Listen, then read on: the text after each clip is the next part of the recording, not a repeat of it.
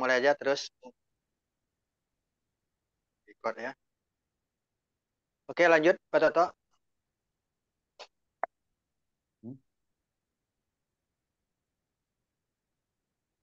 Oke ya, kita pengumpulan data dan pengolahan data pada malam ini mungkin sesi terakhir bagi kita.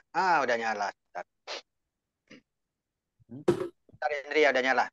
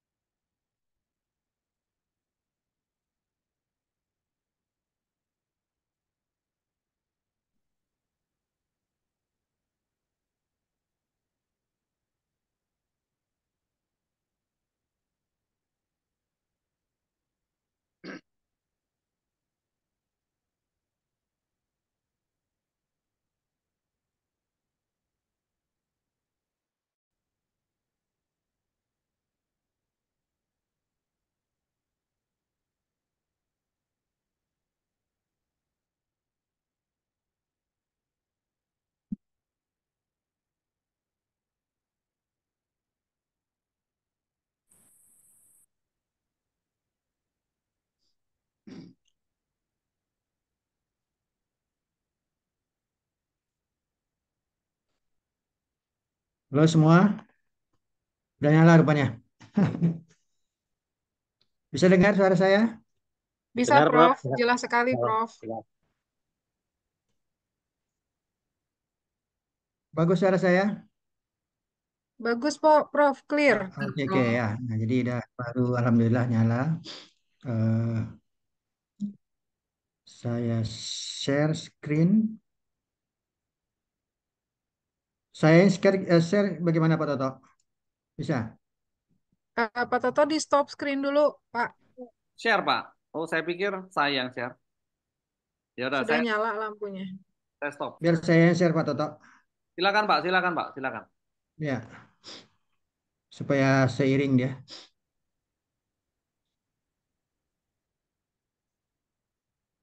Bisa lihat? Ya, terlihat, Prof. Ya, terlihat. Oke Terlihat, ya. Prof. Oke, jadi pengumpulan pengolahan data. Jadi ini adalah tahap terakhir dari ini kita pertemuan kita. Mudah-mudahan ya. Setelah ini ya, setelah presentasi Anda mudah-mudahan bisa mengumpulkan data, kemudian mengolahnya sesuai dengan metode yang Anda buat masing-masing ya. Pengumpulan data merupakan proses pengumpulan observasi atau pengukuran sistematis baik tujuan bisnis, terutama kita dalam bidang akademik ya. Pengolahan data untuk mencari insight langsung mengenai masalah yang sedang diteliti. Pengumpulan data merupakan kegiatan mencari di lapangan yang digunakan untuk menjawab permasalahan ya. Jadi artinya setelah proposal Anda kumpulkan, nanti Anda mengumpulkan data ya sesuai dengan metode di chapter 3 itu ya. Bagaimana metode apa yang akan Anda gunakan? Deskriptifkah ya? Kuantitatifkah, kualitatifkah ya? Sedang pengolahannya adalah setelah data terkumpul, maka Anda akan olah ya. Yaitu proses mengubah data menjadi informasi yang berguna ya. Kalau yang kualitatif, bagaimana Anda mengolahnya, sedangkan kuantitatif bagaimana mengolahnya. Data mentah biasanya berupa angka dan catatan yang tidak memiliki arti bagi pengguna sehingga membutuhkan proses pengolahan untuk merubahnya menjadi informasi berguna. Ya. Ada 3 tahap dalam pengumpulan ini adalah data collection, analysis, dan interpretation. Ya. pengumpulan data itu tadi ya, kemudian analisa, kemudian dari analisis ini kita mencoba menginterpretasikannya ya. Apa makna daripada data yang kita peroleh di lapangan itu, interpretasi ini. Masuk kita yang pertama adalah data koleksi atau ini ya.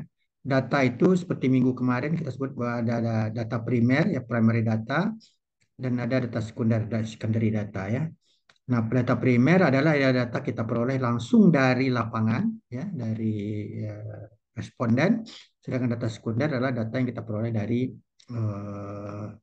informasi-informasi dari yang tersedia seperti literatur ya, eh, lembaga-lembaga tertentu ya, bisa seperti yang sejarah itu tuh sekunder ya. Sekarang data primer ya, seperti itu biasanya orang menggunakan mengambil sampling, sampling. Jadi kalau Anda kuliah di S2 biasa ada sampling teori namanya, atau teknik penarikan sampel ya. Di dalam sampel itu ya, itu ada populasi ya. Apa itu populasi? Populasi adalah sesuatu hal yang dijadikan sebagai unit analisis penelitian. Populasi bisa berupa kumpulan manusia atau benda ya. Misalnya kita akan mencoba mewawancarai sekelompok masyarakat gitu ya. Nah, populasinya adalah berapa manusia yang berada di situ. Atau kita persempit lagi kelompok masyarakat yang bekerja sebagai apa? Sebagai pedagang ya. Nah, berapa orang pedagang atau lagi pedagang-pedagang di pasar sayur. Nah, itu kemudian kita ambil sampel. Kita ambil semua mungkin terlalu banyak, tapi kita ambil sampel. Ya, sampel adalah sebagian dari populasi, jadi sebagian kecil. Nah, kenapa kita ambil sampel? Kita anggap sampel mewakili daripada populasi itu, ya, dapat mewakili. Jadi misalnya sampelnya banyak sekali 100 orang, kita ambil sampel. Ada beberapa macam untuk rumus nanti metodenya untuk pengambilan sampel ya. Tidak perlu kita ambil semua populasi, nanti akan habis masa waktu ya. Sampling, proses pendeteksi jumlah elemen dari populasi sehingga dengan mempelajari sampel dan memahaminya sifat-sifat subjek dalam sampel, maka kita mampu menggeneralisir sifat-sifat tersebut ke dalam elemen-elemen populasi. Ya. Jadi kita anggap bahwa ini ya sampel ini dapat mewakili populasi ya atau bisa general ya. Kenapa kita harus mengambil sampel? Yang pertama, keterbatasan waktu, biaya, tenaga yang dimiliki peneliti ya. Jadi terutama bagi peneliti ya, tentu tidak akan mungkin mengambil semuanya ya karena ada waktu, biaya dan tenaga ya. Penelitian ini bersifat penjajakan, setiap unsur dalam populasi dianggap memiliki karakter yang sama. Jadi kita asumsikan bahwa itu homogen. Seperti pedagang sayur tadi kita anggap dia homogen ya. Pedagang ternak, pedagang kambing, pedagang apa ikan misalnya itu kita anggap homogen. Alasannya tidak mungkin untuk mengumpulkan seluruh data, menghemat waktu, biaya, sebenarnya kadang lebih percaya kepada sebuah tidak peneliti tidak sah, ya, tidak lelah. Nah, contoh yang baru kita lewati adalah pemilihan presiden ya, itu menggunakan quick count ya. Itu saya menggunakan teknik sampling namanya ya. Walaupun beberapa lembaga survei quick count itu dia tidak mewakili ya, tidak memiliki kaidah-kaidah statistiknya gitu. Nah, kebanyakan dalam penelitian sosial itu dia menggunakan rumus Lovin biasanya ya, mengambil sampelnya. Rumus Lovin ya, rumusnya N ini ada sampel, N besar dibagi 1 ditambah N dikali E kuadrat ya. N ini jumlah sampel yang akan kita ambil, N besar adalah populasi, E ini adalah sampling error. Nah, berapa yang akan kita ambil? Sampling errornya adalah misalnya 5%, 2,5% atau 10% ya. Dalam sosial boleh sampai 10% ya. Jadi misalnya apa namanya? Populasi kita 100 orang ya. Nah, kita ambil misalnya E-nya 10%. Nah, Anda sudah bisa mengkira-kirakan N berapa yang akan ini ya, yang akan kita ambil misalnya mungkin sekitar 60 orang ya kalau populasinya ini ya. Jadi Anda carilah sampel sebanyak 60 orang ya di dalam eh, sampel Anda dalam rencana objek penelitian Anda itu. Kemudian bagaimana keterkaitan antara populasi sampel dan hasil riset ya. Jadi dia mempunyai keterkaitan satu sama lainnya. Kemudian kita coba lihat beberapa tipe desain sampling, ada yang acak, ya, ada probability sampling, ada tidak acak, non probability sampling ya. Yang acak, setiap elemen dalam populasi mempunyai kesempatan yang sama ya untuk diseleksi sebagai subjek dalam sampel. Representatif ini penting untuk generalisasi ya. Sedangkan yang non probability atau tidak acak, setiap elemen dalam populasi belum tentu mempunyai kesempatan sama untuk diseleksi sebagai subjek dalam sampel. Dalam hal ini waktu adalah yang utama ya. Setiap unsur ada dalam populasi diberi kesempatan atau peluang untuk yang bisa diambil sebagai sampel.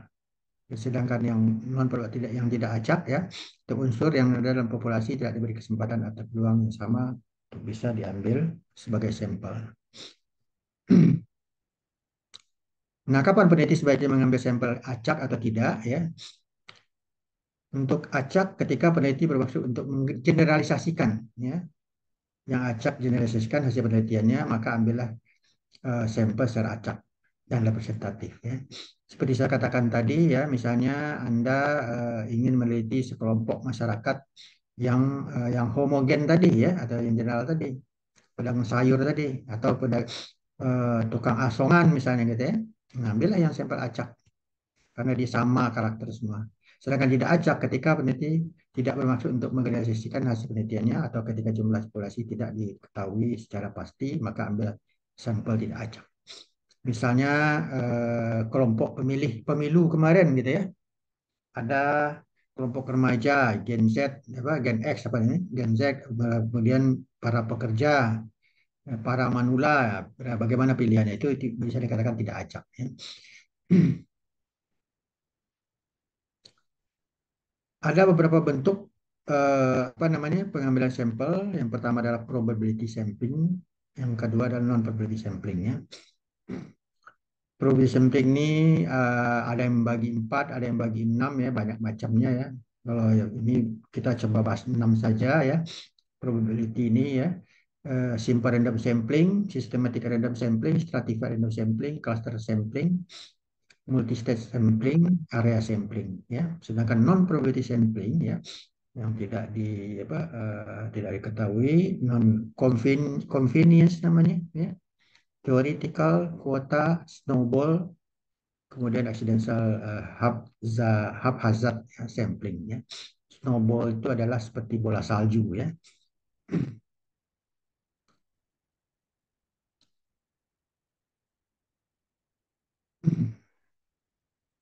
Kita coba probability sampling dulu ya. Yang pertama simple random sampling ya. Penelitian sampel secara random atau acak sederhana. Caranya dengan mengundi elemen anggota populasi dengan menggunakan tabel angka random.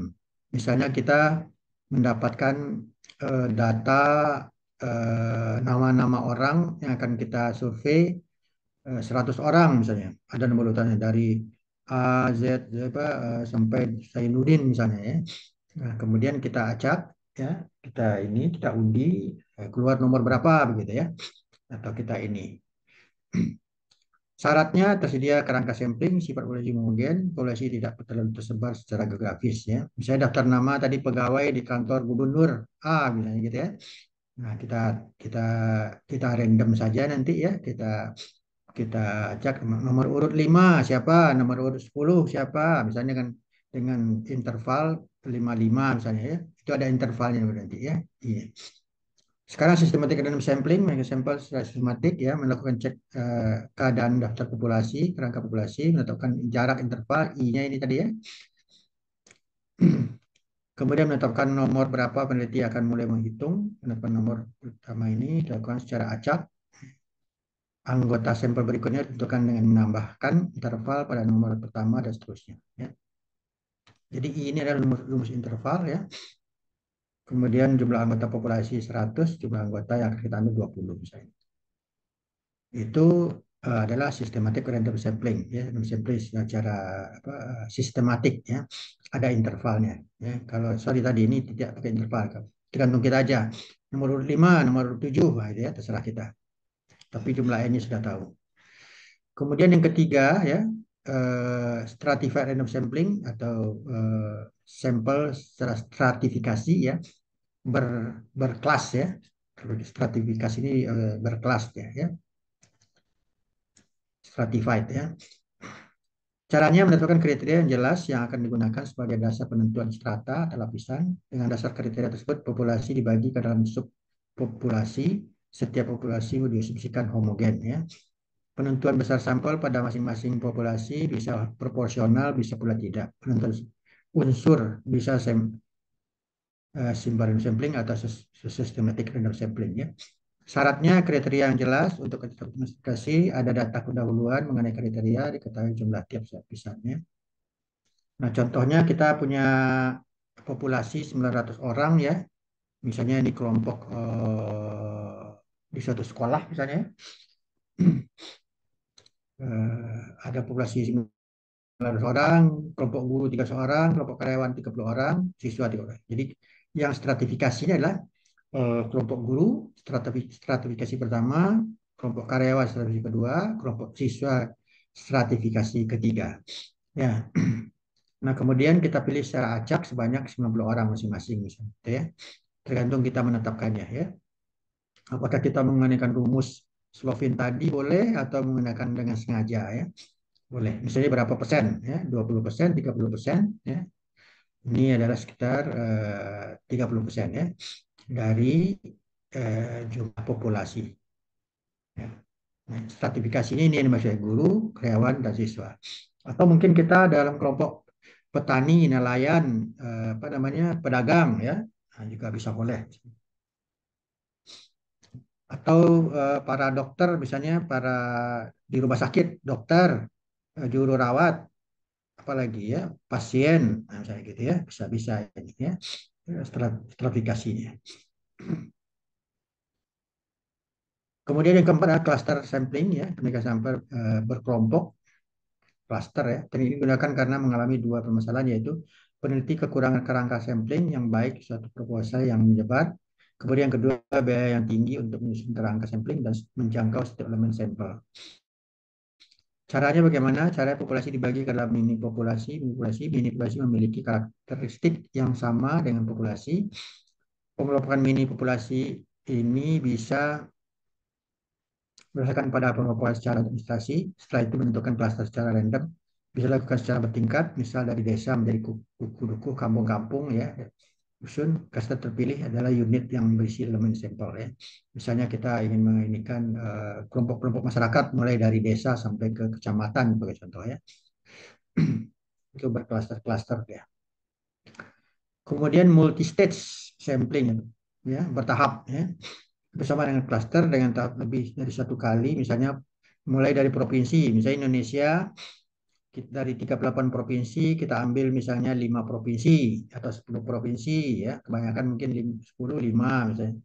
Dari 5 provinsi itu kita ambil masing-masing 5 kabupaten juga ya. Dari 5 kabupaten kita ambil juga 5 kecamatan ya, dari masing-masing kecamatan 5 kelurahan dan seterusnya ya. Ada desa RT, RW misalnya gitu ya. Nah, itu multi stage ya, bertahap, bertingkat ya.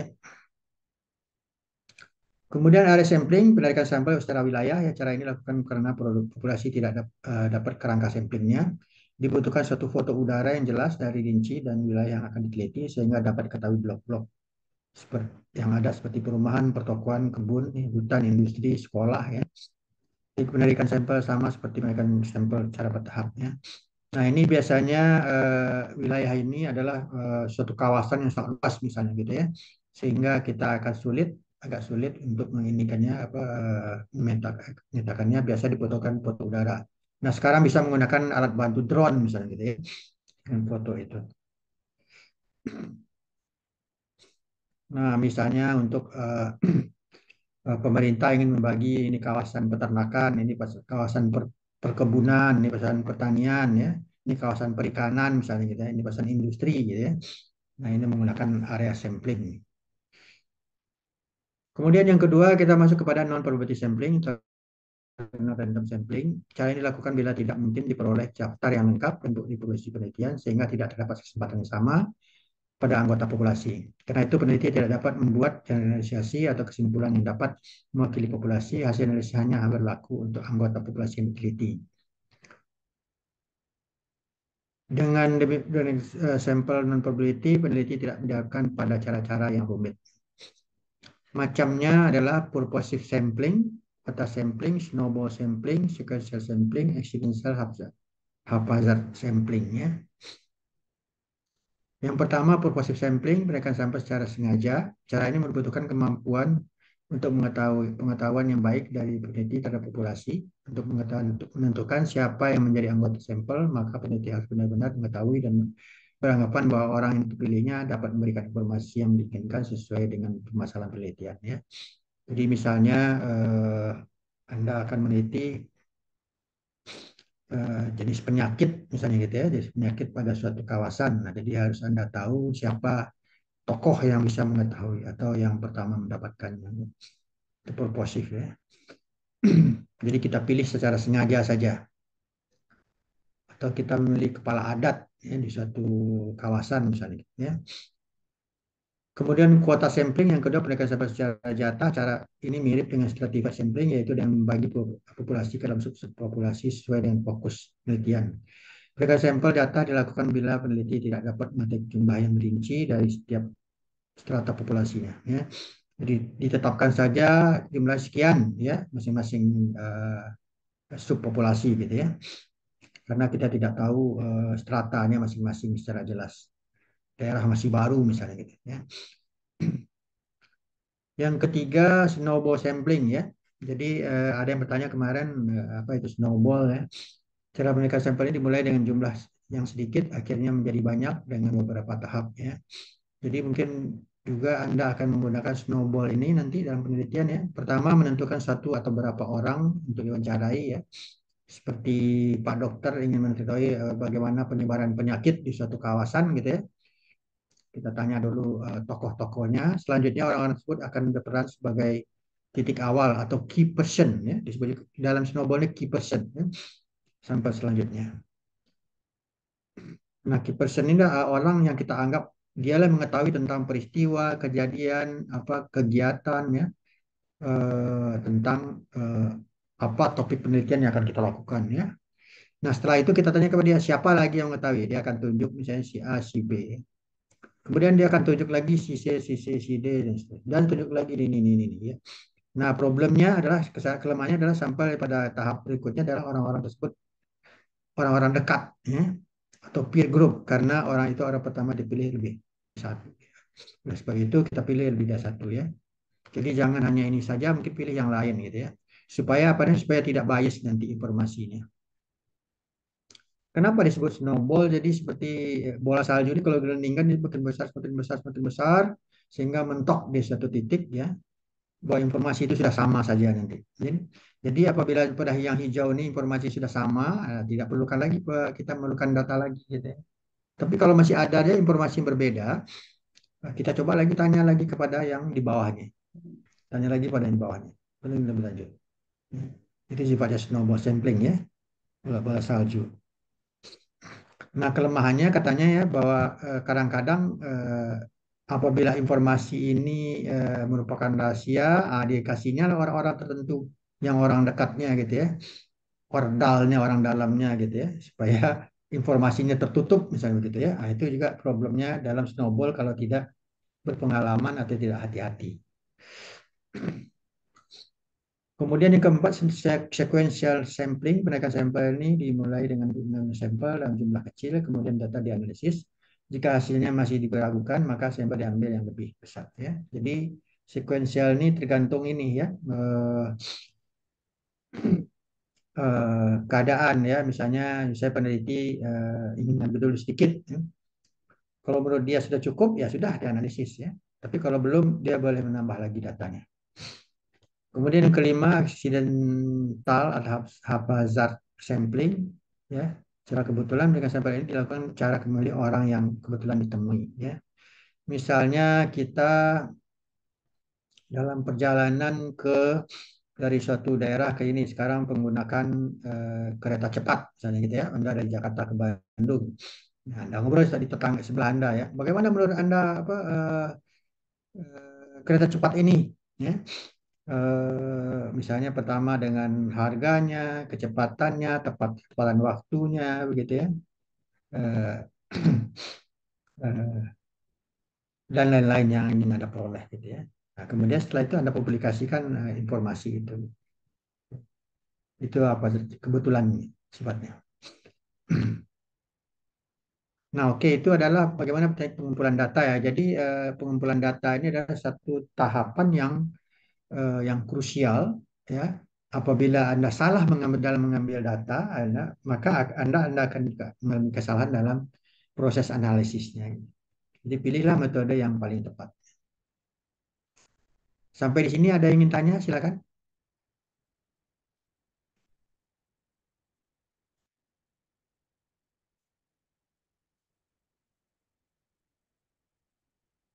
Lanjut, Prof. Lanjut ya. Iya, Prof. Oke, lanjut ya. Kemudian analisis data ya.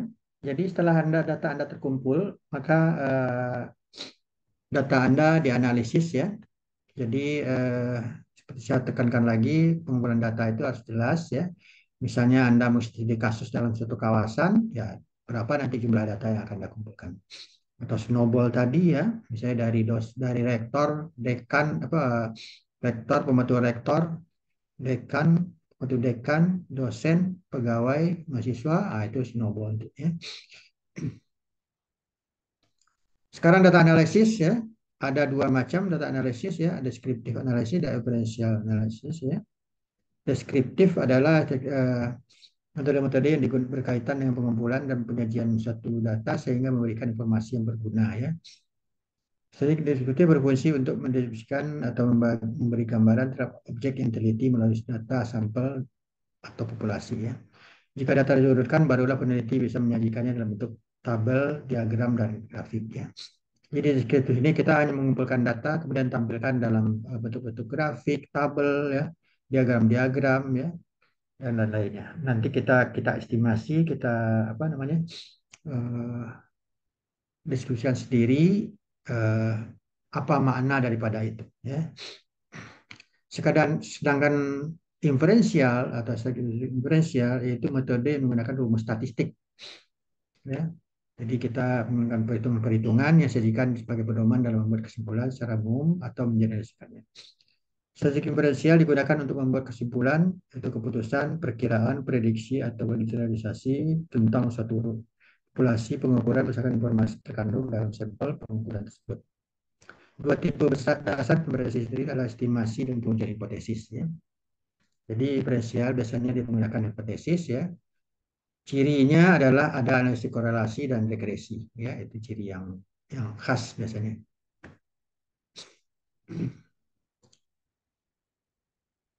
Ini lebih jelasnya, statistical distribution measure of summary statistics are number used to summarize information from collected or set of observation data ya. Itu central of tendency, measures probability, participation testing, inference to method they use determine relationship of sample. Biasanya menggunakan analisis korelasi dan analisis regresi ya. Yang paling sederhana. Bagaimana langkah-langkah dalam data ini ya, kuantitatif ya, ada coding data, ada entering data, ada cleaning data, output data, dan analisis data. Pengkodean data ya, kode data, penyusunan data secara sistematis, data mentah yang didapatkan dalam kuesioner dalam mesin pengolah data. Misalnya secara umum kita menggunakan SPSS misalnya gitu ya. Misalnya pertanyaannya ya, responden kita laki-laki atau perempuan ya. Kita beri kode 1 ya, perempuan 2. Kemudian pekerjaannya apa? TNI, PNS, karyawan, dosen ya. Kodenya 1, 2, 3, 4 ya. Itu dalam kuesioner ya. Nanti Anda ini adalah pengkodean ya. Kerjaan apalagi apa lama bekerja sekian tahun misalnya ya. Kemudian apalagi alamat tinggal, gaji, apalagi ya, apa nanti sesuai dengan ini ya. Kemudian data coding tadi ya digunakan sebagai dasar dalam pembuatan buku coding ya, coding book, kuesioner dalam keadaan tertutup lebih mudah untuk melakukan coding dibandingkan dengan pertanyaan terbuka. Jika Anda menggunakan pertanyaan coding terbuka dan kuesioner, Anda harus menginventarisasi jawaban respondennya. Nah, setelah itu ya kita pindahkan data ke komputer ya. Kegiatan pemindahan data yang lebih telah diubah menjadi data coding ke dalam mesin pengolah data ya. Dipindahkan ke program pengolah data seperti SPSS, Minitab, SAS dan lain-lain. Lebih banyak cara, banyak model ya. Banyak tool dalam pengolah data ya, program pengolah data. Program pengolah data ini adalah bukan alat analisis tapi tool ya, sistem ya. Apalagi dalam AI ya, artificial intelligence ada sekarang Python namanya Python kalau salah ya. Python seperti ular Python ya. Ini ya. Jadi ke dalam sosial biasanya ada ini CPSS, Minitab, SAS ya. Kemudian ada data cleaning ya, pembersihan data, kegiatan untuk memastikan bahwa seluruh data yang telah dimasukkan ke dalam pengolah data sudah sesuai dengan keadaan sebenarnya. Data cleaning harus dilakukan dengan teliti agar data dapat diolah dengan mesin pengolah data sehingga mendapatkan data yang valid. Kemudian tipe kesalahan dalam data cleaning ya. Satu, possible code cleaning ya, kesalahan yang diakibatkan oleh peneliti ketika memasukkan data ke dalam mesin pengolah data. Kedua, contingency cleaning, kesalahan yang dikabarkan oleh adanya struktur kuesioner yang hanya khusus digunakan dijawab oleh sebagian orang saja, sedangkan yang lain tidak. Ya, itu yang khususnya. Contohnya, ini pertanyaan kuesioner sederhana ya.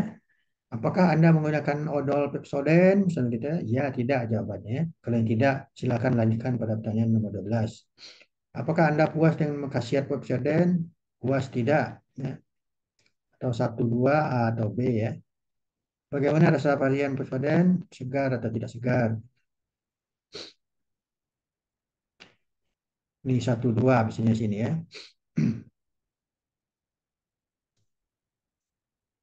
1, 2 ya.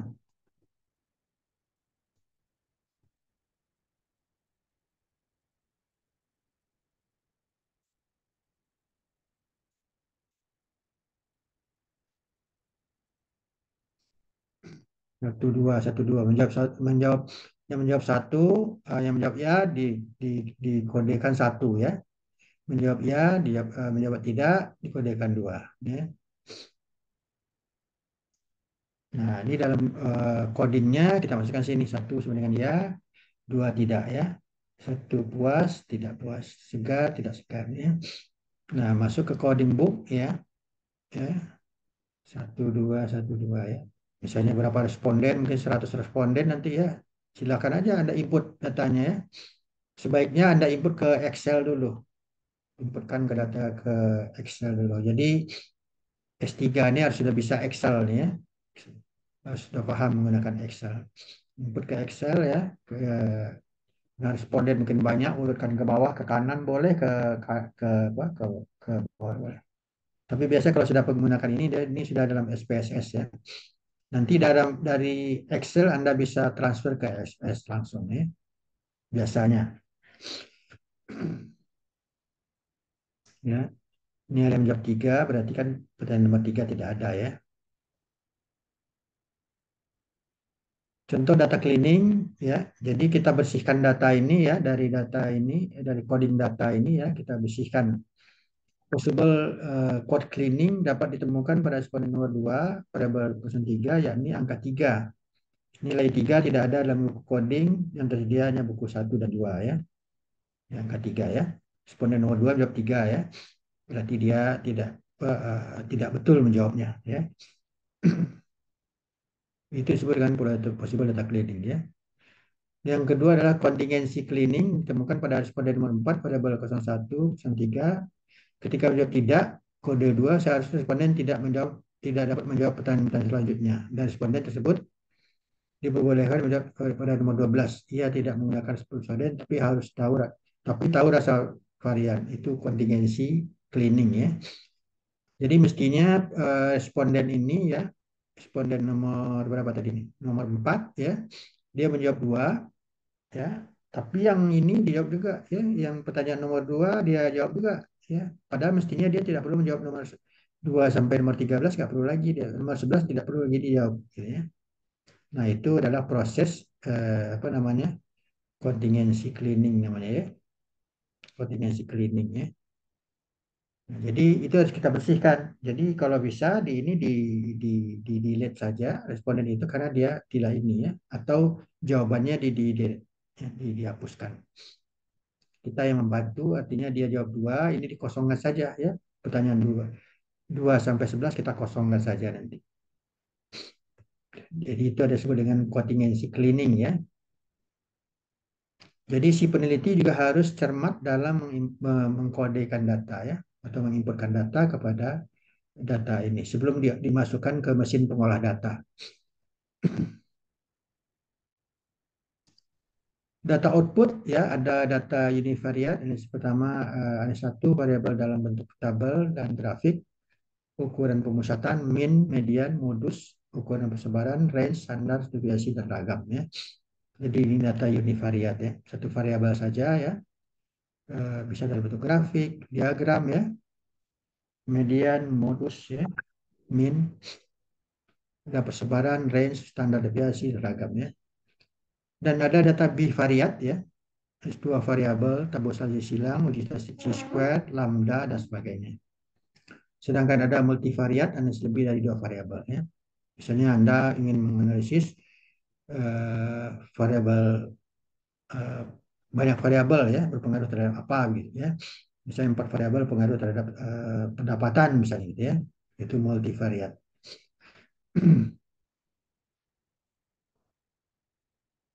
Kemudian tabel dan grafik terdapat tiga unsur utama dalam penyusunan tabel dan grafik: judul, isi tabulasi, sumber data, yaitu tergantung daripada ini nanti kita ya yang Anda perlukan. Bivariat, tabulasi silang, cross tab, variabel independen, persentase ya, variabel independen, interpretasi, kemudian terbagi menjadi persentase baris, kolom, dan total. Nah, ini tabel sederhana saja, frekuensi misalnya, data kita tentang responden laki-laki dan perempuan ya. Ternyata dari 200 orang responden, laki-laki 125, perempuan 75. Nah, kita buat persentasenya ya. 62,5% rupanya laki-laki, 37,5% adalah perempuan ya. Sehingga totalnya adalah 100%. Ini disebut dengan frekuensi ya. Kemudian hubungan grafik dengan skala pengukuran, ada nominal, pie chart, bar graph ya. Kemudian ordinal, pie chart, dan bar graph, interval histogram, polygon, ogive, rasio histogram, polygon, ogive, diagram, batang, daun, dan scatter plot ya. Nah, semua ini ya Anda bisa peroleh dari apabila data Anda input kepada Excel ya. Bila Anda input kode Excel, berbagai macam ini, pie chart, bar graph ini, histogram, polygon ini, Anda bisa keluarkan langsung menggunakan Excel ya. Excel ya, Excel. Nah, ini ya.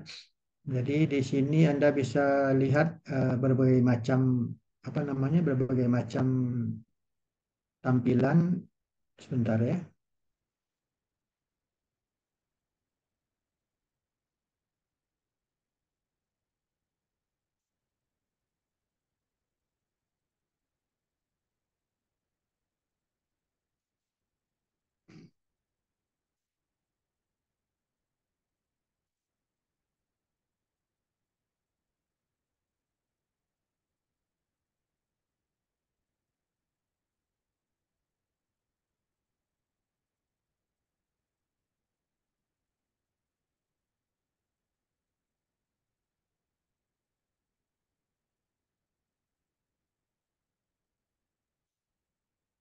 Kelihatan Excelnya?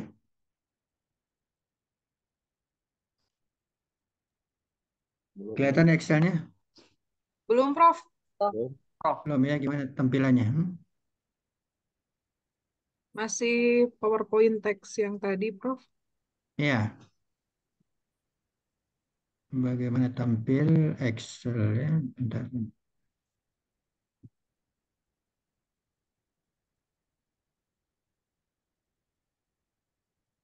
screen, new screen.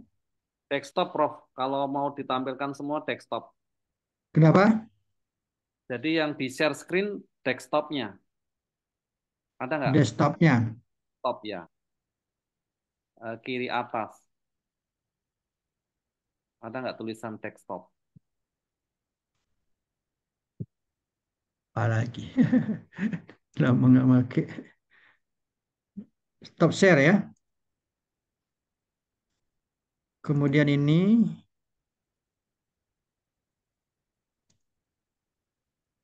share.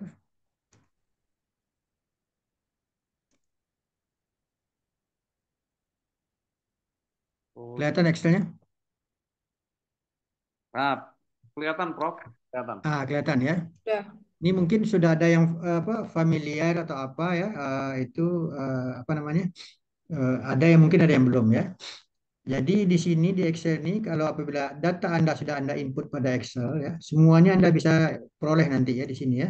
Di sini ada dalam bentuk apa pie chart, ini dalam bentuk apa namanya pie ini ya, ini dalam bentuk garis ya, ya, line di dalam bentuk area ya. Kemudian apa lagi? Ini dalam bentuk chart juga ya. Kemudian Hmm. lengkap sekali dari Excel nih ya.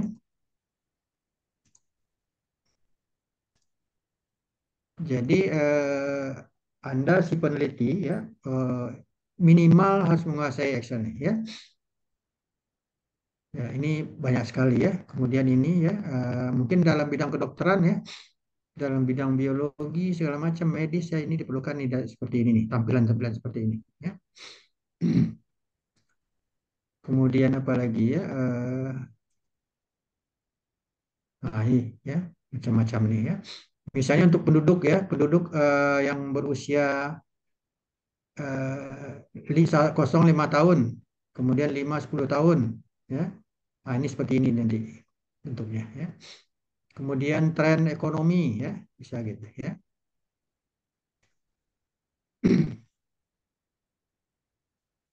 Apalagi misalnya dalam bentuk mapping, ya, dalam bentuk mapping, ya, bisa juga. Kemudian dalam bentuk apa lagi ya? Ini tren, ya. Jadi semuanya cukup ini ya dalam kalau Anda deskriptif ya minimal menguasai Excel ini ya menggunakan descriptive analysis ya. Ini bagi teman-teman yang apa namanya yang belum menguasai Excel ya, tapi saya kira yakin sudah banyak sekali yang ini ya minimal S2 kita menggunakan Excel ini ya. Nah, ini ya dalam pie ya, dalam bentuk pie. Ini adalah data dasar ya yang dari hasil lapangan kita input kepada Excel ya. Ini adalah yang paling dasar bagi kita, bagi peneliti untuk apa namanya, untuk memasukkan data.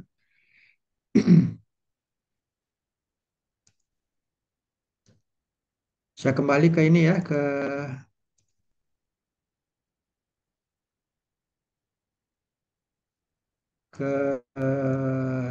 Poin. bahan makalah ya.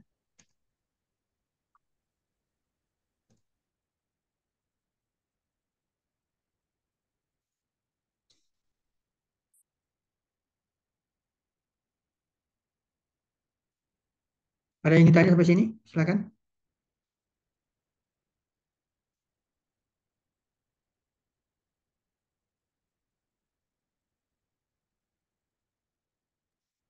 Tanya dong, Prof. Prof, kalau Ada, silakan. tadi kan metodenya deskriptif gitu ya. Itu sebetulnya akan sampai proses analitik nggak? Apa, statistiknya maksudnya. Tolong diulangi, kurang dengar. Oke, kalau metode penelitiannya itu deskriptif, Deskriptif, ya. apakah data-data itu juga dibuat analisa statistiknya maksudnya? Ya, tergantung daripada daripada tujuan penelitian kita. Apakah kita cukup hanya menginterpretasikan saja, atau kita mencoba memprediksi, ya. Jadi penelitian ini bisa digabung antara deskriptif dan kuantitatif, ya. Hmm. Jadi kalau hanya ini deskriptif, silakan aja tampilkan dengan data-data tadi dan kemudian Anda interpretasikan, misalnya tren ekonomi eh, sekian puluh tahun terakhir, ya. Anda estimasikanlah, rupanya pertumbuhannya 5%, 6% misalnya begitu. Cukup itu saja. Tapi kalau Anda ingin tahu hubungan antara pertumbuhan ekonomi dengan misalnya dengan kesejahteraan masyarakat, nah mungkin Anda perlu olah dengan statistik, ya Anda kombinasikan dengan statistik begitu. Tapi kalau ingin hanya menerjemahkan, ya jadi makanya orang kualitatif kan dia deskriptif saja kan, Ya, ya, cukup deskriptif saja deh. ya, ya. Oke, Prof. Nah, bagi ini sebentar ya. Ini ya. Bagi Anda yang kualitatif, misalnya cukup Anda tampilkan begini saja. Anda terjemahkanlah makna daripada hasil-hasil ini. Ya, misalnya antara laki-laki dan perempuan ternyata di daerah ini laki-laki sekian, atau misalnya biasanya di daerah apa namanya, banyak laki-laki yang pergi, tinggal banyak perempuan misalnya, ya. Karena apa? Karena mereka pada bekerja, laki-laki bekerja pada daerah lain gitu ya, sehingga banyak terkena, misalnya daerah Kerawang, maaf, daerah Kerawang ya, terkena jandanya banyak di sana karena tinggal laki-laki misalnya gitu ya, sebagai contoh. Anda analisis lah kenapa kok ternyata banyak perempuan di sana begitu ya. Kemudian ini apa, tingkat pendapatan naik turun ya. Sini apa, tabungan masyarakat misalnya gitu ya. Nah, ini bagi orang kualitatif cukup mendeskripsikan saja ini, deskriptif saja. Tapi kalau ingin tahu lebih lanjut hubungan antara ini dengan ini, Anda bisa tambahkan dengan analisis statistik gitu. Jadi kombinasi dia. Ya, ya, ya, Prof. Oke, ada lagi?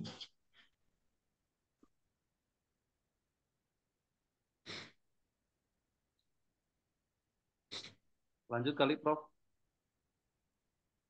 Kenapa? Lanjut. Lanjut ya. Nah, jadi data dasar ini ya harus Anda pahami ya. Jadi Anda simpan di sini ya. Nah, kemudian yang kualitatif juga mungkin dalam bentuk kalimat-kalimat saja ya.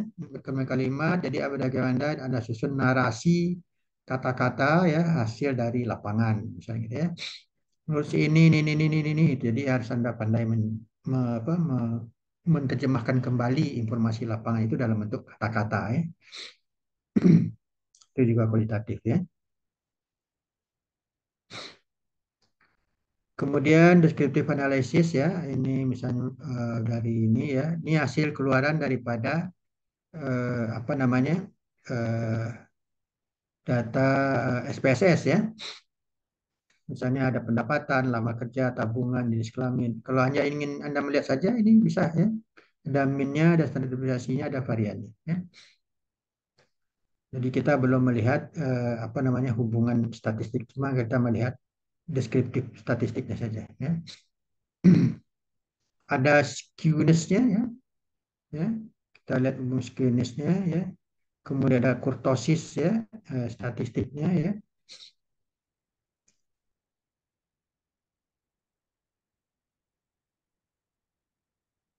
Kemudian ada tabulasi silang namanya ya.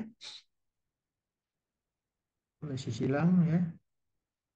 Saya PDIP, PKB, P3 ya. Ini partai ya. Berapa pilihan ya, pilihan daripada ini ya. Sebagai contoh ya. Nah, ini kita melihat berapa persentase daripada ini masing-masing, misalnya itu tabulasi silang namanya ya. Jadi tidak perlu sekali Anda mengolah statistik, tapi bisa Anda lihat saja dari persentase-persentase ini. Nah, Anda narasikan saja ini nanti. Jadi yang perempuan totalnya sekian, laki-laki sekian, Yang partai ini sekian persen, partai ini sekian persen, partai ini sekian persen, misalnya gitu ya, di suatu daerah. Ya.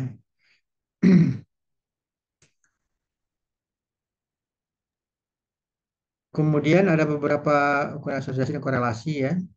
Ada chi-square namanya, menguji hipotesis antara variabel independen dan dependen terdapat hubungan yang signifikan atau tidak ya.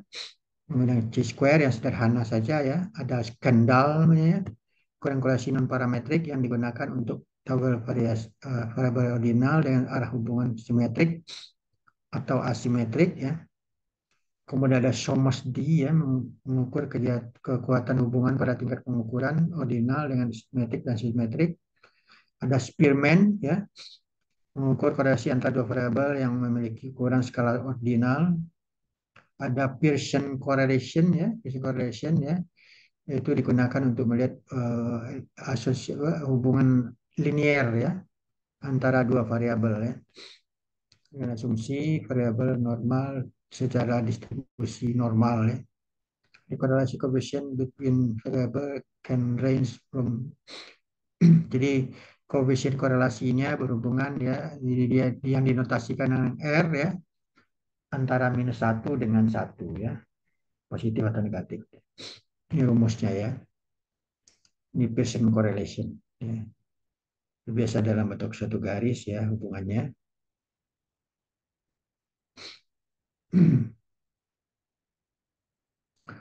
Nah, ini perbandingan antara korelasi dan regresi ya. Artinya korelasi adalah ukuran statistik yang menentukan hubungan atau asosiasi dua variabel. Sedangkan regresi ya, regresi menggambarkan bagaimana variabel independen berhubungan secara numerik ya dengan variabel dan dependen. Ya. Jadi hubungannya secara numerik ya, kalau ini secara asosiasi ya. Penggunaannya korelasi untuk mempresentasikan hubungan linier antara dua variabel. Sedangkan regresi untuk menyesuaikan garis terbaik dan gerakan satu variabel berdasarkan variabel lain. Hubungan antara variabel dependen dan independen tidak ada perbedaan dalam korelasi, sedangkan dalam regresi hubungannya berbeda ya. Indikasinya ya, indikasinya koefisien korelasi menunjukkan sejauh mana dua variabel bergerak bersama. Sedangkan regresi menunjukkan perubahan satuan pada variabel yang diketahui ya, dan variabel yang diestimasi ya, atau Y ya, diketahui X yang diketahui Y ya. Di persamaannya misalnya Y sama dengan A tambah BX ya. Atau dalam bentuk regresi berganda ya. Y sama dengan A ditambah B1 X1 ditambah B2 X2 tambah B3 X3 dan seterusnya ya. Tujuannya adalah untuk menemukan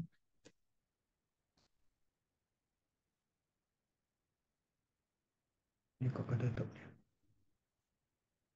Untuk menemukan nilai numerik yang menyatakan hubungan dua variabel, sedangkan regresi untuk memperkirakan nilai variabel acak berdasarkan nilai variabel tetap. Itu tujuannya.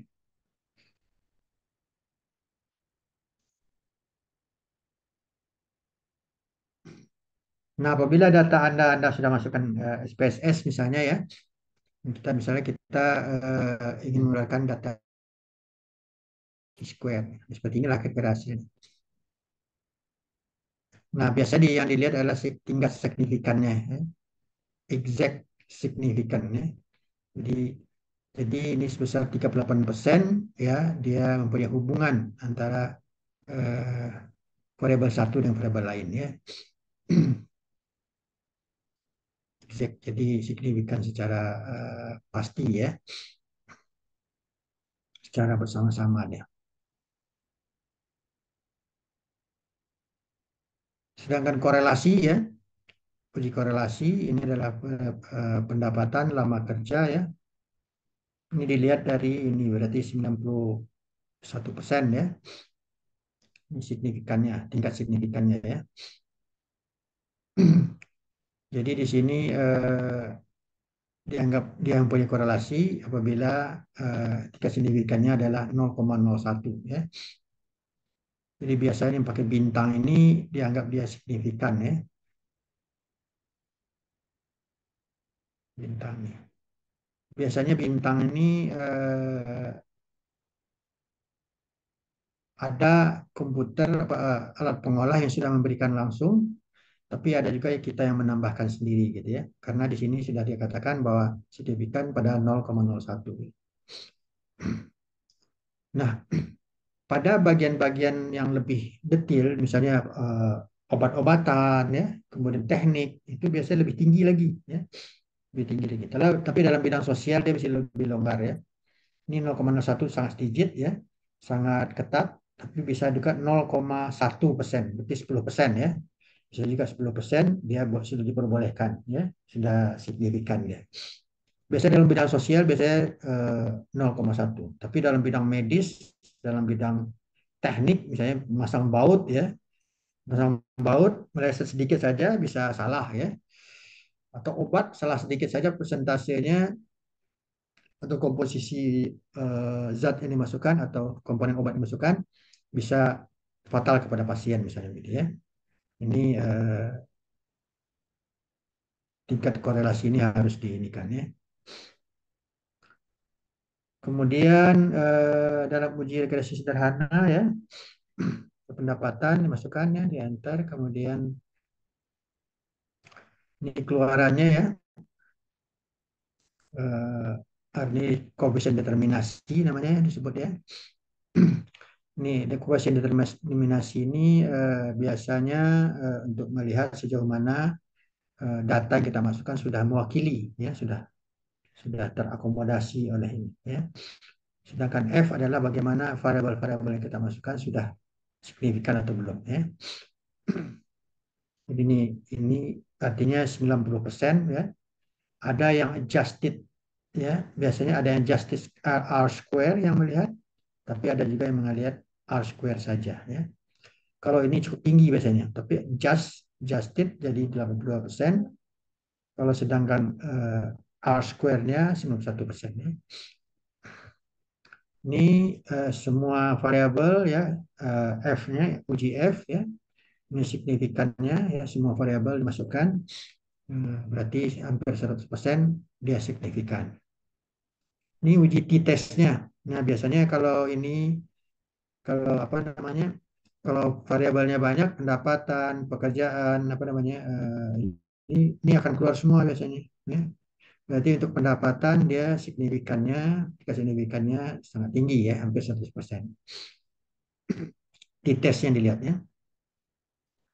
T-test yang dilihat. Nah, jadi ini kalau Anda masukkan data dalam SPSS ya, Anda akan sekali input, kemudian Anda sekali klik, ya akan keluar semua ya. R square akan dapat ya. Kemudian uji F-nya, ANOVA-nya, kemudian uji t-testnya ya akan keluar semua. Atau matriksnya ya akan keluar semua. Tergantung kita minta daripada ini ya, daripada hasil-hasil itu yang diharapkan. Kemudian ada yang multivariat ya, mungkin regresi berganda nanti ya. Nah, ini yang tadi yang ini tidak perlu sekali R-nya, tapi kalau berganda ya, sejauh mana variabel-variabel yang kita masukkan itu sudah apa namanya memenuhi apa persyaratan ya, sudah mendukung semua apa yang kita inikan ya. Misalnya apa namanya lama bekerja, jenis pekerjaan ya. Eh, Apalagi ya usia ya berpengaruh terhadap pendapatan misalnya gitu ya. Ternyata 91% ya itu sudah memenuhi syarat. Artinya masih ada 9% lagi variabel lain yang tidak kita masukkan di dalam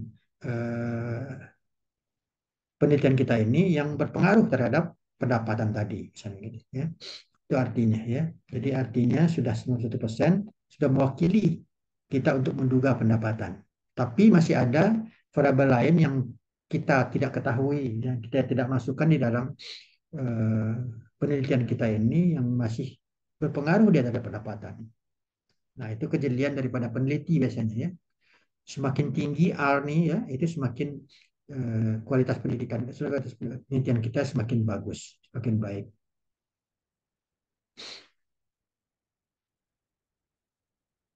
Nah, multivariatnya biasanya digunakan untuk yang multiple regression biasanya. Nah, kemudian kita mencoba menerjemahkan hasil daripada ini ya, hasil tes. Kemudian menggunakan parametrik ya, ada non parametrik, data has normal distribution, data has covariance, data has taken randomly independent ya. Menggunakan t-test ya, pair to samples, performance and means. T-test equivariance is known. Menggunakan ANOVA. Yang non parametric, man with night test two groups ya. Ada Kurzweil-Wallis ya. Yang tadi juga bisa digunakan non parametrik nih ya. Chi-square, Kendall, Summers nih ya. Bisa juga bentuk non parametriknya ya.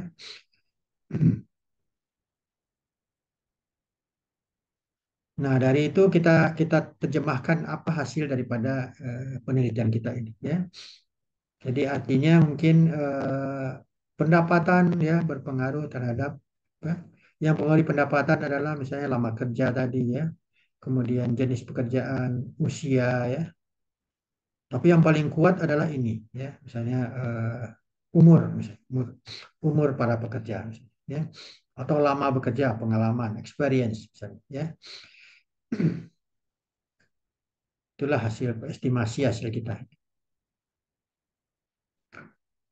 Pengujian hipotesis korelasi ya, H0 tidak terdapat hubungan antara variabel X dan variabel Y, HA terdapat hubungan antara variabel X dan Y ya. Dalam pengujian, jika nilai signifikan yang dipilih lebih kecil dari 0,5, maka H0 ditolak. Ya. Kesalahan hipotesis ya, keadaan sebenarnya tidak ada hubungan, ada hubungan. Keputusan tepat, kesalahan tipe 2, kesalahan tipe 1, keputusan tepat.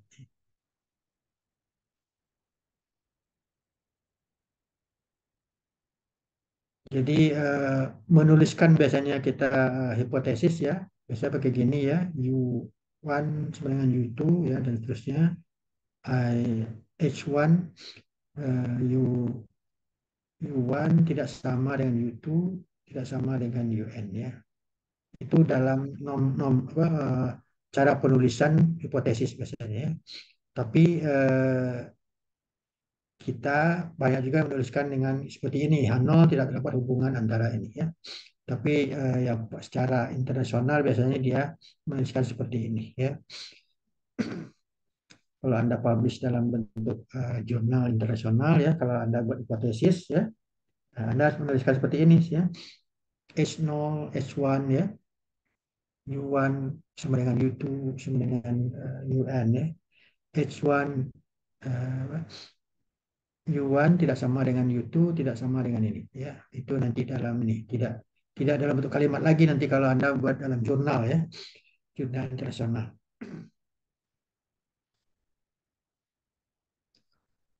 Kemudian if the P value lebih kecil daripada 0,5 ya, jadi H0-nya di reject, sedangkan lebih besar dari 0,5 diterima ya.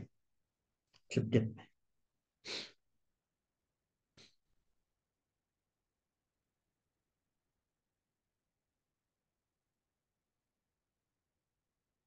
Nah, ini ciri-ciri kuantitatif ya, berpola, bebas nilai objektif, dan nomotetik ya. Ilmu adalah cara terbaik berpengetahuan, mencari penjelasan, menemukan hukum universal ya. Hal yang harus diperhatikan dalam penelitian kuantitatif, berikan interpretasi dari hasil output, analisa data tidak dapat dipisahkan dari kajian etis yang dipergunakan. Teori tetap digunakan sebagai alat analisis dan ditemuan dari kata kuesioner. Pola penelitian kuantitatif bersifat linear dan baku, gitu ya. Itu cirinya.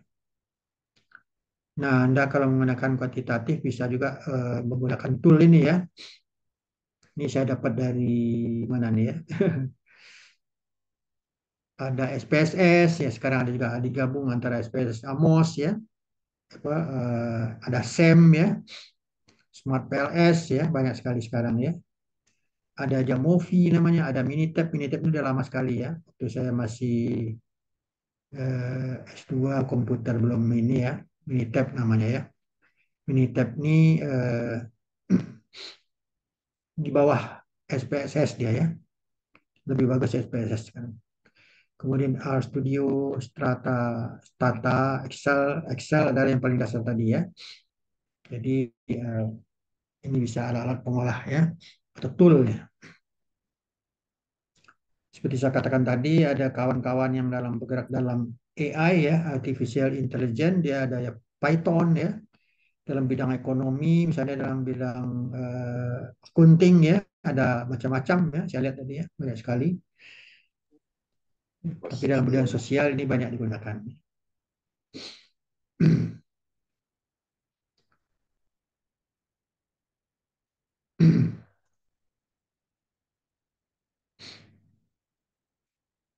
Nah, kemudian di dalam apa namanya dalam kualitatif itu biasanya kan digunakan mengenai wawancara ya, itu tadi kuantitatif. Kemudian observasi, studi literatur, fokus group discussion ya. Jadi kawan-kawan yang ingin melakukan secara kualitatif ya, ya bisa lakukan FGD misalnya gitu ya. Anda kumpulkan orang eh, responden ya, kemudian target group ya. Nah, kemudian Anda adakan diskusi ya, dalam bentuk FGD di suatu tempat tertentu ya, atau kelompok petani di suatu desa di Saung misalnya gitu ya. Atau bisa juga studi literatur ya, dari pustaka mengumpulkan data-data tentang suatu topik ya, atau observasi langsung kepada satu daerah ya, atau melakukan wawancara. Data kualitatif ini ya dilakukan pengumpulan data yang dilakukan peneliti tentu pengumpulan data berdasarkan pertanyaan ya, reduksi dan kategori dasar, penampilan data, penelitian kesimpulan. Jadi kualitatif ini memang sangat tergantung daripada data ya, data yang Anda peroleh, kejernihan data, kebenaran data ya, keseriusan Anda, kejujuran Anda dalam melakukan penelitian ya. Nah, setelah Anda data tampilkan tadi ya, bisa dalam bentuk kalimat, bisa juga dalam bentuk data-data Excel tadi ya. Anda ambillah data kesimpulan. Jadi ada mungkin ada dua dalam bentuk cerita, kalimat, atau mungkin data-data yang bisa Anda tampilkan dalam bentuk Excel, Anda tampilkan dalam bentuk pie chart, dalam bentuk polygon, dalam bentuk apa ya, grafik, dalam bentuk scatter plot ya tadi, silakan. Nah, kemudian ambillah kesimpulan apa makna daripada data lapangan ya. Jadi untuk kawan-kawan kualitatif ya betul-betul dibutuhkan apa namanya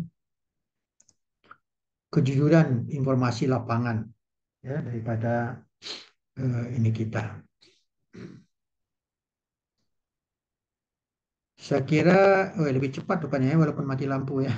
Lebih ngebut ya. Silakan Izin, mungkin Prof. ada yang ingin bertanya. Ya, silakan.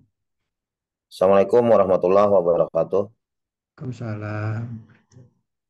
Izin menanyakan, Prof. Ada beberapa hal. Yang Ya, pertama berkenaan dengan jumlah apa? Jumlah orang yang ingin dikasih kuesioner. ya, Ini apakah ada ketentuan yang mengatur, Prof? Artinya minimalnya sekian kalau misalnya dari populasi 1.000 mungkin harus sekian persen yang diambil. Itu yang pertama yang saya tanyakan. ya, Yang kedua berkenaan dengan misalnya kayak saya melaksanakan kuesioner di lingkungan pegawai negeri. Apakah nama itu diperlukan untuk dicantumkan di kuesioner itu atau tidak perlu? Mengingat eh, berkenaan juga kan ini dengan kerahasiaan juga dengan dengan nasib seseorang karena kan kalau dia jarang masuk kan juga akhirnya dia tergambar nama dia gitu loh. Nah, ya, yang ketiga mungkin pertanyaannya seandainya kuesioner itu kita bagi, kita laksanakan dengan sesuai yang sudah ketentuan yang berlaku, misalnya tadi kayak saya 360 orang, saya bagi mewakili misalnya peruangan-peruangan, mewakili wanita dan laki-laki. Akan Ya. tetapi misalnya hasilnya itu tidak sesuai dengan yang misalnya yang kita harapkan. Misalnya terlalu jomblang. Hal apa yang harus kita lakukan? Apakah data itu kita tampilkan seada-adanya atau seperti apa? Mengingat kita juga tidak bisa menutup kemungkinan ketika mereka melaksanakan jawaban itu mungkin dalam keadaan yang tidak nyaman, mungkin ada pengaruh psikolog di rumah tangga, di lingkungan pekerja, dan lain sebagainya. Mungkin itu, Prof, pertanyaan saya. Terima kasih. Baik. Jadi ada untuk pengambilan data ada disebut dengan teknik sampling ya, sampling method. Jadi kalau Anda ini biasanya ada salah satu mata kuliah namanya sampling method atau teknik pengambilan sampel ya. Saya dalam bidang sosial biasanya menggunakan rumus Lovin ini ya. Rumus Lovin ini dari populasi itu, misalnya populasi 1.000 orang tadi ya, kita ambil E-nya berapa? Untuk 1.000 orang kita ambil mungkin bisa 10%, bisa 20% ya. Semakin besar populasi bisa kita berikan E yang lebih besar. Tapi semakin kecil, kita perkecil ininya ya. Misalnya dalam 100 orang saja tadi N ini populasinya kita ambil E 10%, itu mungkin hanya sampel yang kita ambil mungkin 55 orang mungkin cuma yang bisa yang dapat kita ambil ya. Itu salah satu ya. Kemudian untuk ininya, untuk yang kedua, apakah nama ya? Biasanya ada kode etik tertentu ya. Ada responden yang tidak bersedia namanya dicantumkan di ini di dalam apa namanya di dalam eh, wawancara gitu ya, dalam kuesioner ya. Jadi kalau saya biasanya nomor urut saja ya. Saya tidak perlukan di dalam kuesioner kita tulis boleh nama, boleh tidak ya. Tapi dalam eh, input data ya itu kita coding saja nomor satu, sampel nomor satu, nomor dua, nomor tiga, nomor empat, nomor lima tadi ya. Coding data tadi ya. Nah ini ya, kita ini kan saja ini adalah responden nomor satu, responden nomor dua, nomor tiga tidak perlu kita sebutkan namanya gitu ya.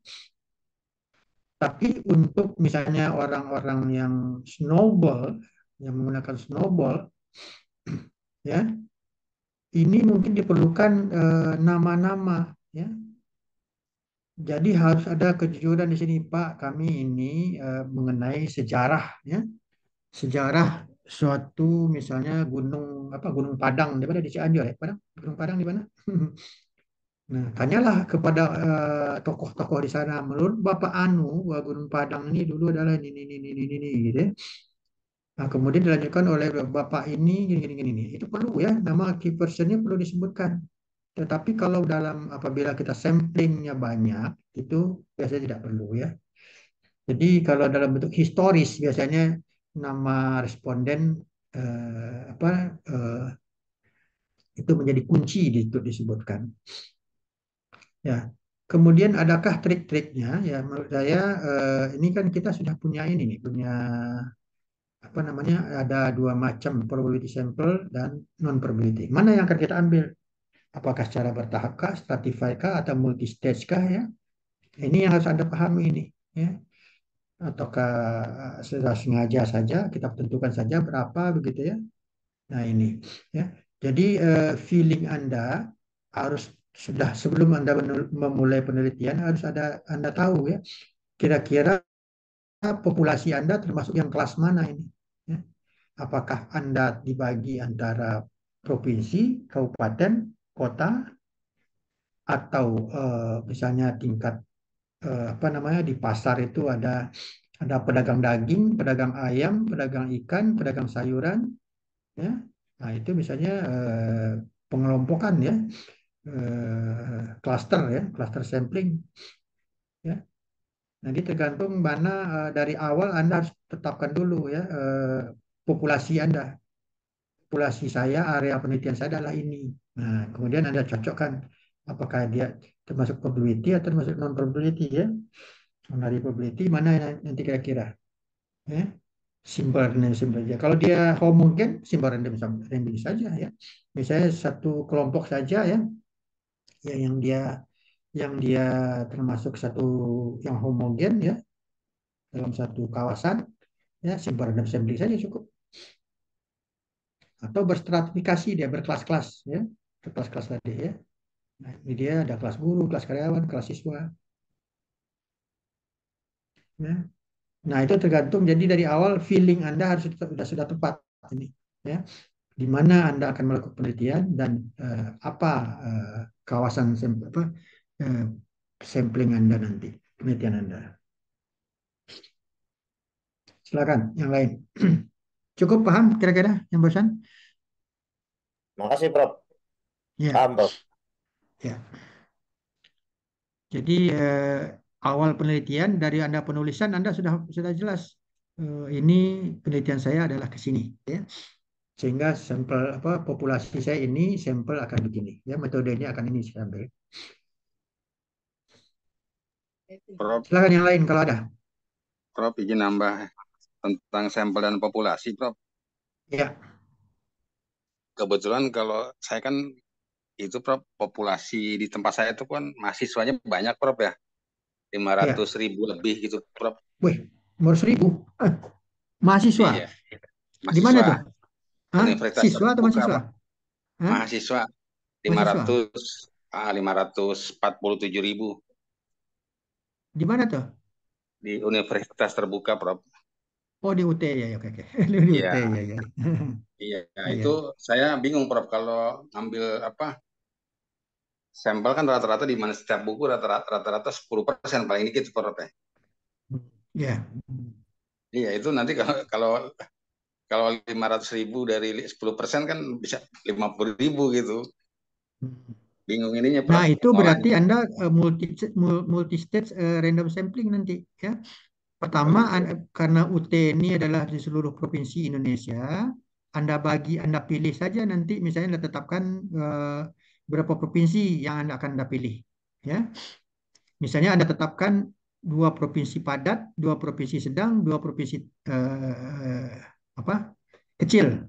Ya, Iya, iya, nah Prof. dari masing-masing provinsi berapa Anda akan ini? Jadi Anda tetapkan dengan sengaja dulu. Ya, dari masing-masing provinsi Anda tetapkan juga misalnya 2 kabupaten kota. Ya, 2 kabupaten kota padat, 2 kabupaten kota sedang, 2 kabupaten kota ini kecil. Itu jumlah jumlah tetap gimana, Prof? Sampelnya. Apa? Sampelnya gimana? Tetap jumlah sebanyak 10% dari jumlah itu kah atau Nah, nanti dulu.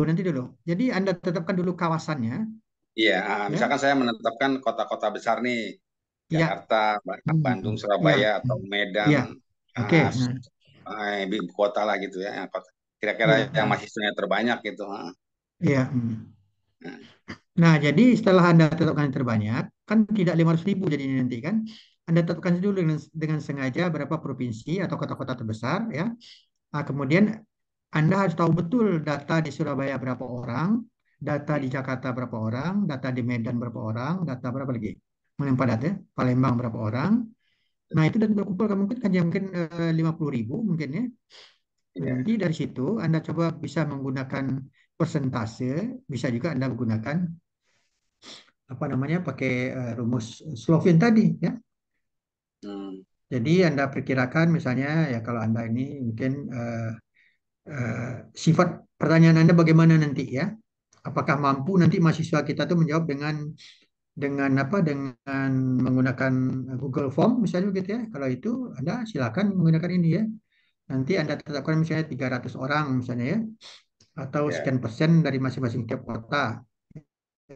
Nanti di setiap kota itu berbeda nanti jumlahnya. Di Jakarta mungkin bisa 100 orang, di Surabaya mungkin 70 orang gitu ya. Berdasarkan persentasenya gitu. iya. Ya. Jadi nanti artinya data jumlah populasi bisa dapat setiap kota itu. Punya datanya. Ada, Prof. Lengkap ada. Ah, Jadi Lengkap ya? ada data per provinsi, ada data per fakultas, per prodi, ada semua. Ya, nanti kalau menurut saya nanti yang akan Anda ambil apa kira-kira? Apakah si mahasiswa itu akan kita minta dia menjawab pertanyaan atau kita hanya mencari data ininya saja? Ya itu apa, kasih kuesioner gitu, Prof. Kuesioner ya? Hmm. Mm-mm. Nah, itu Nah itu juga kesulitannya. Apakah nanti kuesioner kita itu balik atau enggak tidak. akan dijawab oleh mahasiswa sasaran kita ya? Karena ini ya, bagaimana kira-kira saya belum terjangkau oleh saya nih. Ya, karena kuotanya, kemudian apakah Anda mampu monitor semua orangnya ya? Kita kan kan pertanyaan kuesioner bisa juga menggunakan Google Form ya. Iya, Prof. Sambil Pakai ini Google juga Form. apa, sambil ke ikuton kan kita ngasih pertanyaan gitu, Prof, ke mahasiswa. Nitip teman gitu kan. Hmm. Tutorial online gitu kan, kita ada perkuliahan online juga kayak model gini Prof, yang di kayak, tapi dia Iya, kita kan sifatnya asinkronus ya. Satu arah gitu, kayak kita iya. posting aja di ya. Atau Anda tetapkan saja. Jadi ketika Anda melakukan tutorial ya, tutorial online, silakan ini ya, silakan Anda berikan pertanyaan begitu, kuesioner begitu. Salah satu Ya, ini wajib Anda nanti ya ya, dalam ininya.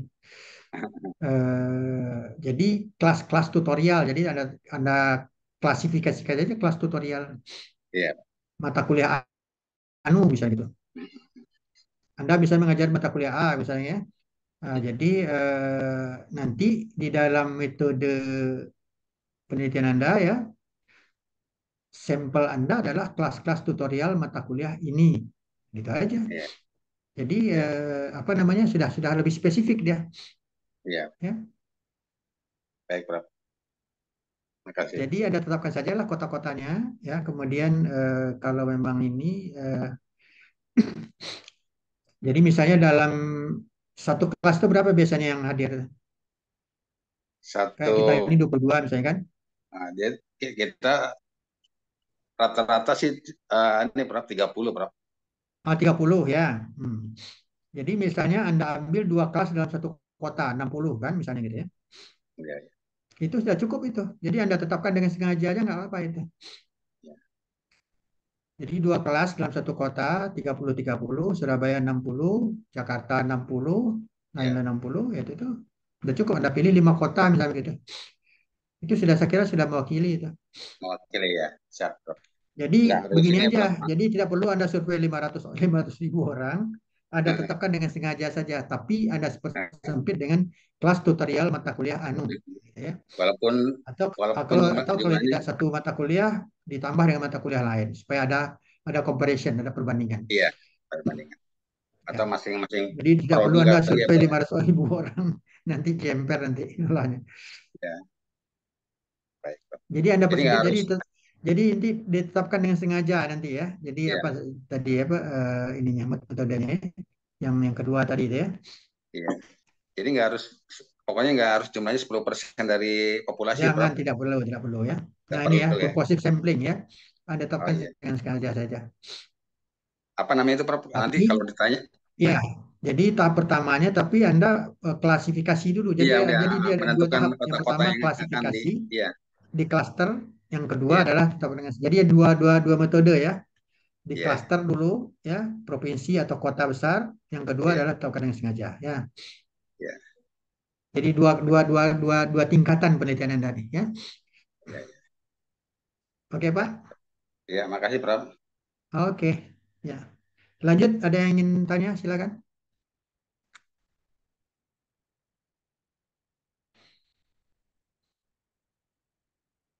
Mudah-mudahan sudah bisa bergerak semua nanti ya penelitian sehingga pada waktunya bisa berjalan sesuai dengan harapan.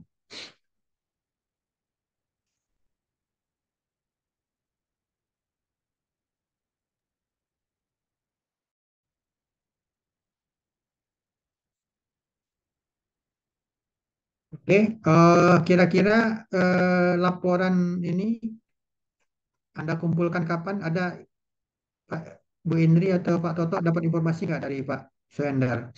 Kapan ini harus masuk? Ini Eh, apa Prof yang masuk itu Prof? Izin. Hah? Proposal untuk yang Prof minta itu sudah masuk ke link Gform Prof yang sudah Indri share ke Prof.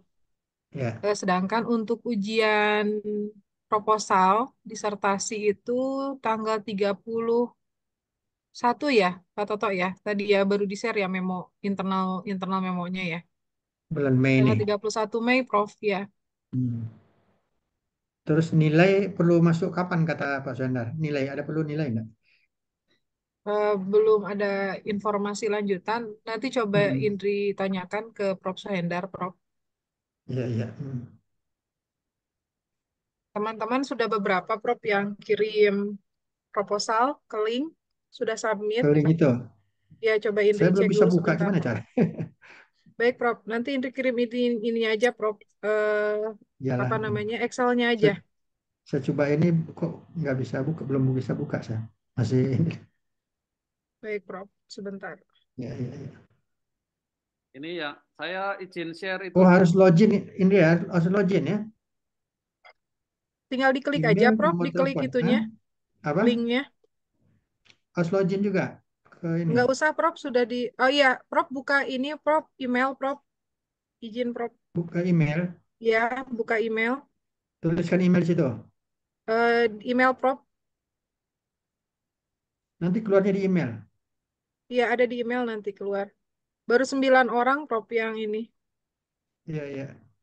Prof, saya izin share Prof. Iya, iya. Email selanjutnya Memo yang baru malam tidak ini. dapat menemukan Google Anda. Oh, dia akun Google dia. Nanti hasilnya aja lah Indri ya, kirim ke saya ya. Ya, Prof. Ya Baik, ini Prof. ya. Ini dikirim, Prof. Ya, Indri Baru kirimnya ke email 10 saya lah orang. nanti. Ya. Kalender akademik, mahasiswa angkatan program dokter, angkatan 4 menyelesaikan 3 mata kuliah sampai dengan 8 Mei. Sidang proposal online 31. Sidang tertutup seminar disertasi diselenggarakan. Wih, sudah disertasi 15 Juni.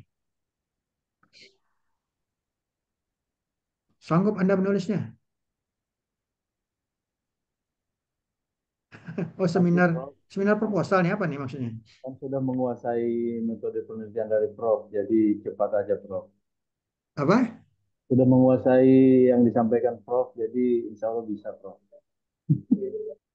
Sidang terbuka akan di Malaysia offline 5 Juli. Mhm. Di disertasi maksudnya apa nih? Sudah selesai berarti disertasi Anda? Mohon izin Satu Prof, bulan? Hah? izin Prof. Berhubung kami ini kan eh, pindahan dari PWU dan kami itu menggunakan RPL, jadi kami itu mengejar jadwal dari PWU dari AUI sehingga kami dipacu untuk mempercepat disertasi. Karena terhitung dari PWU itu kami sudah jalan setahunan ini banyak jalan 2 tahun. Superman yang ngerjain disertasi satu bulan nih. Nggak ada yang mampu nih. Proposal aja 3 bulan biasanya. 6 bulan, 3 bulan. Satu semester proposal itu.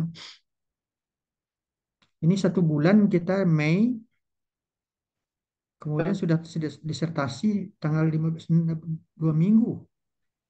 Berarti disertasi Anda sudah selesai berarti.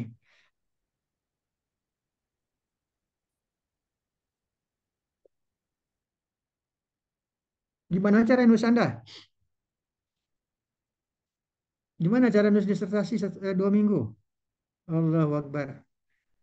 Mohon izin Prof, mau disampaikan pada saat penulisan disertasi itu kami dari PWU itu sudah dari start kuliah tahun lalu kami sudah dikejar dengan penyusunan proposal dan uh, penelitian.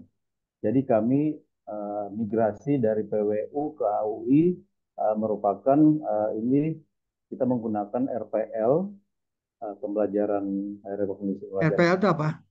rekognisi pembelajaran lampau, Prof. Hmm. Ya, Berarti disertasi Anda sudah ada sekarang nih. kami masih merampungkan disertasi, Prof. Hmm. Ya, tapi Di alhamdulillah kasus Pak Toto berubah tuh gimana caranya? Sanggup menulis 2 minggu? Hah? Sampai sekarang proposal belum? Nasib, nasib, Hah? nasib itu. Ibu Indri Aduh, udah aduh. selesai itu, Prof. Ini, ini Karena jadwalnya nggak masuk akal menurut saya nih. waktu kemarin di PWU itu Ibu Indri sudah paparan duluan, Prof. Apaan? Enggak, Prof. Jadi sebetulnya ini adalah jadwal yang memang baru launching. Dan ini masih banyak revisi, Prof. Ini tuh sebetulnya jadwalnya udah revisi beberapa kali. Jadi masih menunggu kepastian dari Prof. Suhendarnya sendiri. Karena Iya, terus iya, iya. terang, ya Indri pribadi kan anak didiknya Prof ya, Prof ya. Prof sebagai promotor Indri baru masuk bab 4 seperti itu. Masih proses. Seperti itu nanti nanti kita coba konfirmasi ulang ke Prof Suhendar Iya. mungkin ya Prof ya. Itu Ada itu penjelasan ajaib detail itu. ini Prof. Menulis disertasi itu Anda S2 aja mungkin 1 semester nggak selesai ya, apalagi disertasi ya. Saya S2 Ajaib ini. 3 tahun, Prof. Hah? S2 3 tahun baru selesai. Iyalah, ini 2 minggu ya. Proposal aja tanggal 31 Mei, disertasi 15-16 Juni. Ini kan suatu hal yang ajaib ini. Mungkin yang valid nomor 1, Prof. Hah? Yang valid. Ini kelihatan nggak ini? Saya highlight. Nomor 1. Angkatan 4 misalkan 3 mata kuliah sampai 28 Mei.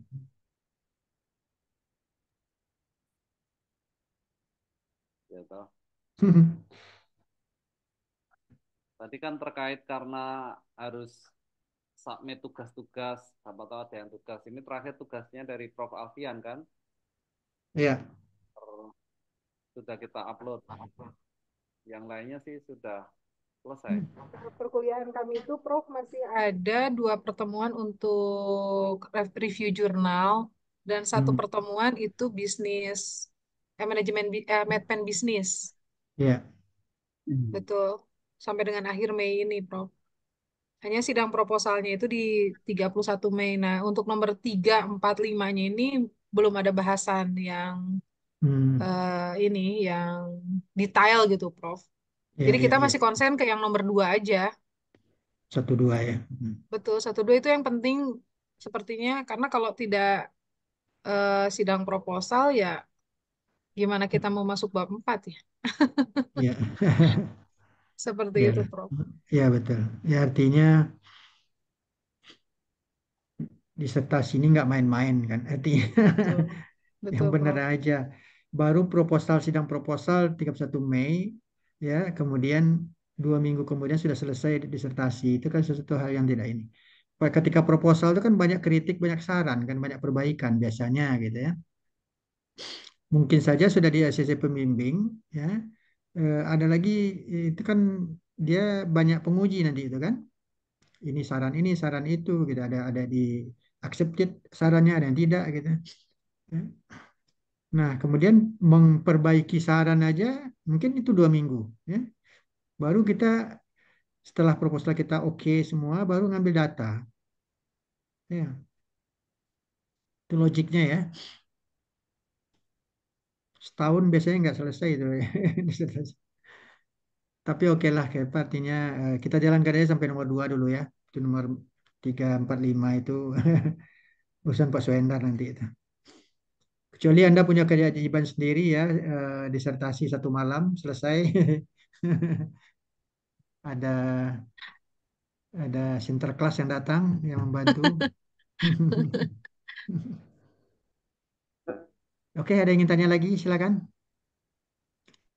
Mohon maaf tadi hampir setengah jam mati lampu di tempat saya ya. Jadi sehingga kita tidak optimal ininya. Cukup sampai sini? Udah malam di Indonesia Timur ya. Iya, Prof. Ya, Prof. Mudah-mudahan bisa ini semua proposalnya ACC semua dan bisa jalan sesuai dengan ininya harapannya. Mungkin ini Amin. pertemuan kita terakhir, tapi Amin. yang memerlukan saya, yang ingin tanya lagi silakan boleh juga kontak WA ya. Silakan kontak melalui Indri, Pak Toto ya. Nomor WA saya juga ada di saya kasih ya. Maksudnya saya kesulitan untuk ngambil data ini, apa yang perlu digunakan gitu ya. Analisis apa gitu ya. Silakan nanti kontak langsung saja. Welcome ya. Ya, terima kasih Prof. Oke, sama-sama ya. Mohon maaf kalau ada kekurangan selama 5 kali pertemuan kita ya. Terima kasih, Ya, Prof. Ya, luar mudah-mudahan biasa, di lain Prof. waktu kita bisa ketemu lagi ya. Amin. Terima kasih, Prof. Terima kasih, Terima Prof. kasih Terima kasih, sama-sama Prof. ya. Ya, Foto dulu salam. nggak, Prof? Nah, foto juga boleh ya. Foto ya. Ini pertemuan Ya, Terima terakhir. kasih, Prof. ya, Boleh ya, ya, juga oke. kameranya Selamat semua. malam. Terakhir dong, Mbak Indri. Suatu saat Enggak, akan berjumpa pertemuan lagi. ininya, Iya. pertemuan perkuliahannya terakhir. Aku Ini masih ya, masih kelompok ini bimbingan ya, ada Prof. ketemu nih, ada pernah ketemu semua nih belum? Online. Udah ya. Ada Baik yang udah, ya. ada yang belum ya. Ya, Belum, ketemu belum, lah Prof. bagus ya. Tapi yang jauh ongkosnya gede ya. Pak Lanin tidak Ketemunya Ya. di Jakarta ya, Prof. Mudah-mudahan nanti kita ke Jakarta saya kontak nanti. Baik, Prof kita tinggal mulai di ya. mana, Prof? Di foto Oke, ya. oke. 1, 2, 3. Prof. Oke, bentar. Apa ya? Oke. Sekali lagi, boleh mau gaya bebas, Prof? Oke. Oke, sebentar ya. Izin sebentar. Di save dulu. Oke, gaya bebas. Oke, cap jempolnya. Jempol. 1, 2. Oke. Oke, ya. Terima kasih Terima semua kasih, ya. Prof. Terima Terima kasih, kasih. Assalamualaikum. Prof. Terima kasih, Terima kasih, Prof. Prof. Salam. Salam. Mbak Indri. Daftar pengumpulan tugas. Sebentar, Saya live Mbak ya. Indri. baik, Terima Prof. kasih, Baik, Maaf. Prof. Prof. Terima Ya, kasih, terima kasih Prof. semua ya. Yang Iya, lain jangan dulu sama-sama, live Prof. ya. Iya. Jangan di ini rekam, Pak Toto. Oh iya, iya. Bentar. Mbak